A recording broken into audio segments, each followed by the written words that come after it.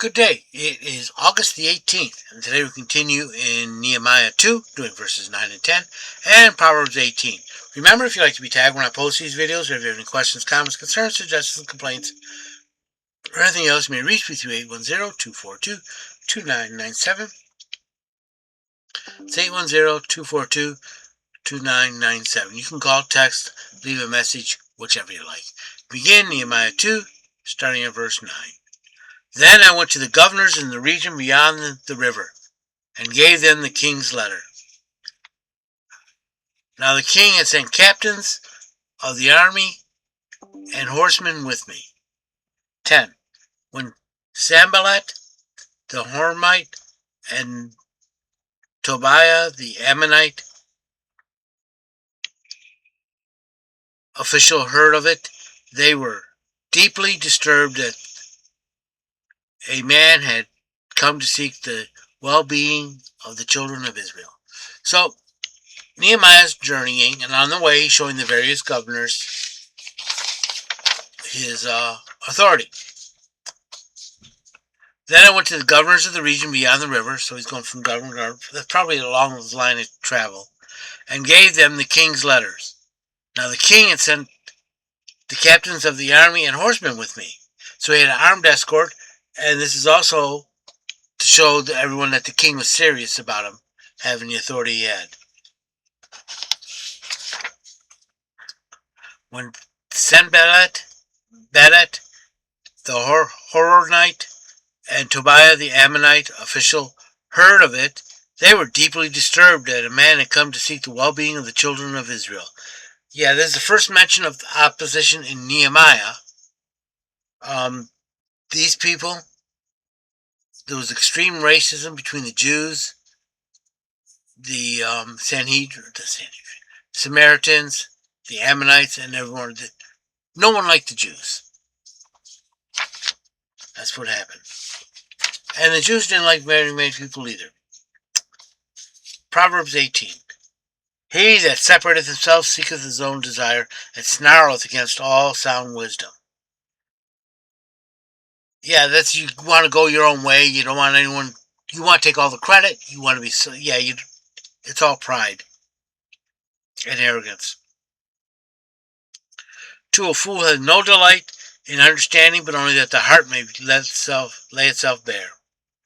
A fool, that's someone who's godless, doesn't want to understand. He just wants to brag. So, this is what I'm doing. 3. When the wicked cometh, then cometh also contempt, and with ignominy reproach. 4. The words of a man's mouth are as deep water, a flowing brook, a fountain of wisdom. 5. It is not good to respect the person of the wicked, so as to turn aside the righteous in judgment. Yeah, don't let the wicked go unpunished, and especially don't hurt the righteous while doing it. 6. A fool's lips enters into contention, and his mouth calleth for strokes. A smart mouth will get you beat. 7. A fool's mouth is his ruin, and his lips are the snare of his soul. He blabs too much, he tells you too much, and that'll get him into trouble. 8. The words of a whisperer are dainty morsels. Oh, they're so tasty, aren't they? As they go down in the innermost part of the belly, and they're also poison. 9. Even one that slackeneth his work, his brother to him is a destroyer. Shoddy work equals destroyed materials. 10. The name of Yahweh is a strong tower. The righteous cometh into it, and are set up on high. God will protect the righteous. 11. The rich man's wealth is a strong city, and his high wall is his own conceit. He trusts himself in wealth.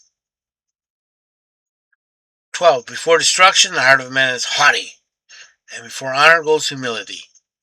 Yeah, you get haughty, you're going to be destroyed.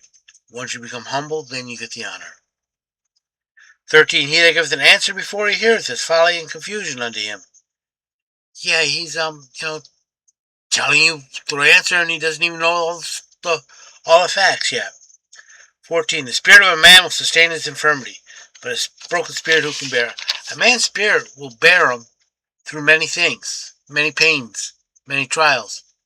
But a broken spirit, everything will be going perfect, and you'll still waste away. 15. The heart of the prudent gets knowledge, and the ear of the wise seeketh knowledge. 16. A man's gift makes room for him, and bringeth him before great men. 17. He that pleaseth his cause first seems just, but his neighbor cometh and searches him out. Yeah, when you first tell the story, your story, or the first person tells their story, they're going, wow, yeah. And then someone says, yeah, that may be true, but... 18. The lot causes strife to cease, and parteth asunder the contentious. 19. A brother offended is harder to be won in a strong city, and their contentions are like the bars of a castle. 20. A man's belly should be filled with the fruit of his mouth. With the increase of his lips he should be satisfied. 21. Death and life are in the power of the tongue. They that indulge it shall eat the fruit thereof.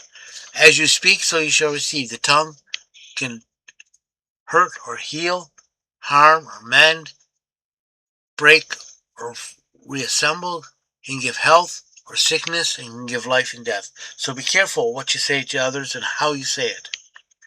22. He whoso findeth a wife findeth a great good, and obtaineth the favor of Yahweh. Yep, that's true. 23. The poor uses entreaties, but the rich answer impudently. And 24. There are friends that once had one own hurt, but there's a friend that sticketh closer to a brother. Yeah, there's some friends friends like these, who needs enemies?